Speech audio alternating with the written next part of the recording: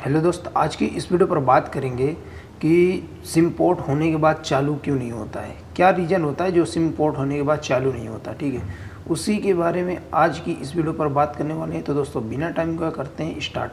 तो सबसे पहले मैं आपको ये बता दूं कि सिम जो पोर्ट होने के बाद चालू नहीं होता उसका पूरा 3 रीज़न होता है। ठीक है, 3 रीज़न में से अगर आपका कोई एक रीज़न है तो उसकी वजह से आपका सिम चालू नहीं होगा। ठीक है, तो सबसे पहले रीजन की बात करते हैं। तो सबसे पहले आपको ये देखना है कि आपका सिम टाइम ड्यूरेशन ओवर हुआ है या फिर नहीं। टाइम ड्यूरेशन मतलब जैसे कि आपका सिम 72 घंटे बाद पोर्ट होना था, तो 72 घंटे ओवर हो गए हैं कि नहीं। 4 दिन हो गए हैं, 3 दिन हो गए, 3 दिन ओवर, 4 दिन ओवर, ये ओवर हुआ है कि नहीं। उसके बाद में दूसरा टाइम ड्यूरेशन होता है 5 दिन, 5 दिन ओवर हुआ है या नहीं। तीसरा टाइम ड्यूरेशन होता है 7 दिन, 7 दिन के बाद अगर ओवर होता है तो उसके बाद में आपको ये 2 सिचुएशन पर ध्यान देना है। ठीक है, पहली सिचुएशन ये टाइम ड्यूरेशन आपको देखना है। टाइम ड्यूरेशन मतलब 3 दिन, 5 दिन, 7 दिन।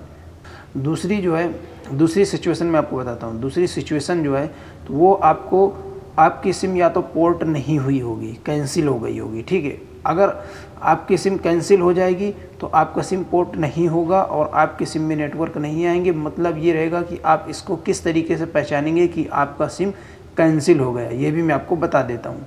तो उसको पहचानने के लिए आपको करना क्या पड़ेगा कि आपकी जो है ना पुरानी वाली सिम को डाल के देखना है उस पर नेटवर्क आ रहे हैं क्या। अगर उस पर नेटवर्क शो हो रहे हैं, कॉल आ रहा है, कॉल करके आप चेक कर लीजिए, कॉल आ रहा है, कॉल जा रहा है, अगर ये सब सिचुएशन उसमें चालू हैं, ये सब सर्विस आपको मिल रही है उसमें, तो समझ के चलिए कि आपका सिम पोर्ट नहीं हुआ है।